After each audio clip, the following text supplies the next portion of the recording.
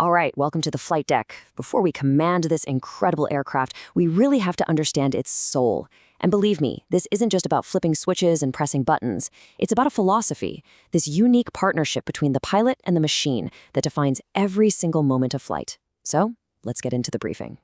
You know, mastering the Airbus A320, it starts way before you ever touch the controls. You've got to get a real handle on the core principles that guided its entire design.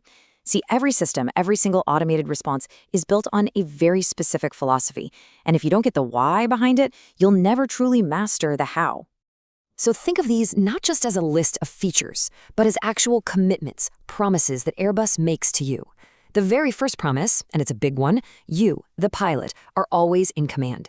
The systems are there to protect the plane, to make your job simpler, and to serve you, and always in that order of priority. Safety first, then comfort, then efficiency. But the most crucial point, the one to never forget, is this. Automation is a tool you choose to use. It's never the other way around.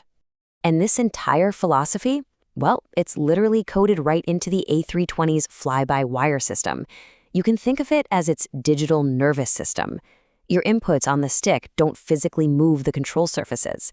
Instead, they tell a computer what you want to do, and the system then makes that happen in the safest, most efficient way possible.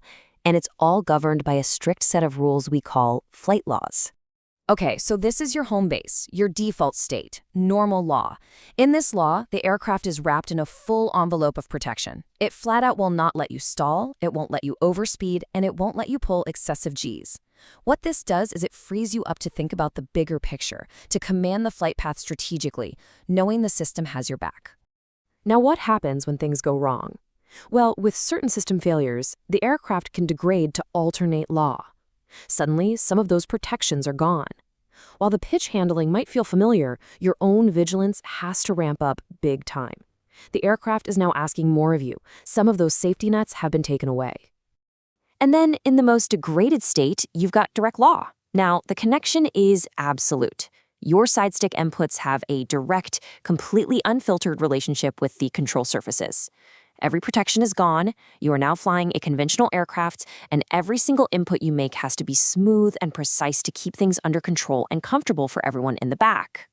A great way to picture this is to imagine a protective bubble around the aircraft when you're in normal law. As the laws degrade, first to alternate, and then to direct, that bubble just gets smaller and smaller. Your invisible co-pilot starts to step back, and you have to step forward. This is where your fundamental airmanship, your raw flying skills, really come to the forefront. So all of this, it brings us to the real heart of the Airbus philosophy, this dynamic partnership between the pilot and the automation. It's never a question of who is flying the plane. The real question is, who is in command? And the answer is always, without a doubt, you. The automation is your partner. So how does this partnership actually work?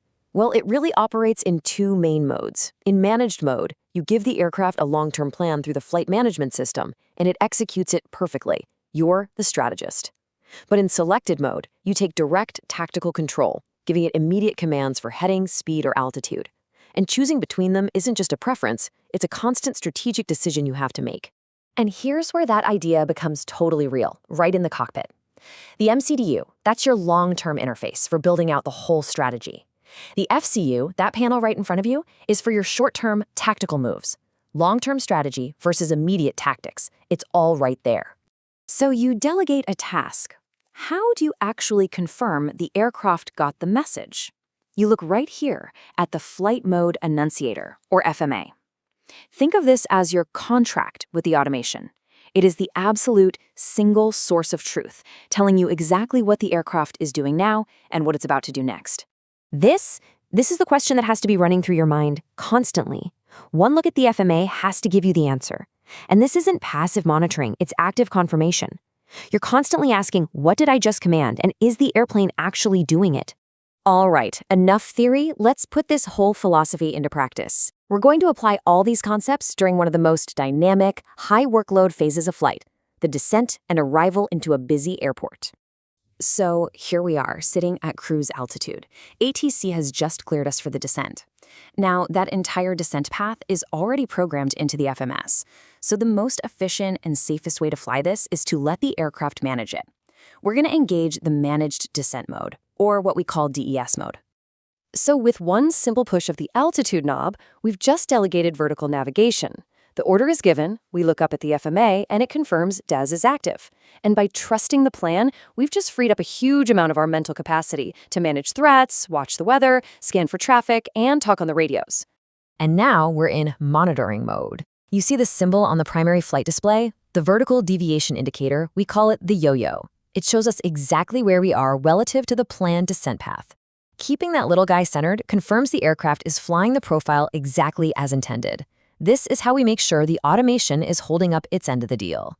See, mastering this aircraft isn't about memorizing buttons and procedures. It's about adopting a commander's mindset. It's about using these incredibly powerful tools with precision, with intent, and with a complete understanding of what's happening.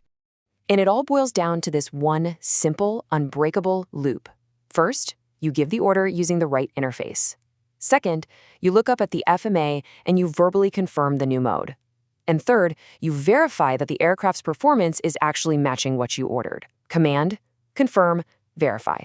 That's the heartbeat of safe A320 operations. You know, you don't even have to take my word for it. The flight crew manual says it best. The automation is just an additional feature. It's you, the flight crew, who decides when to delegate and exactly how much help you need. You are always the final authority. So, the aircraft is ready. It's a powerful, intelligent tool that's been designed from the ground up to support you. But it's waiting for a leader. So the ultimate question is, with this entire philosophy in mind, how will you choose to command?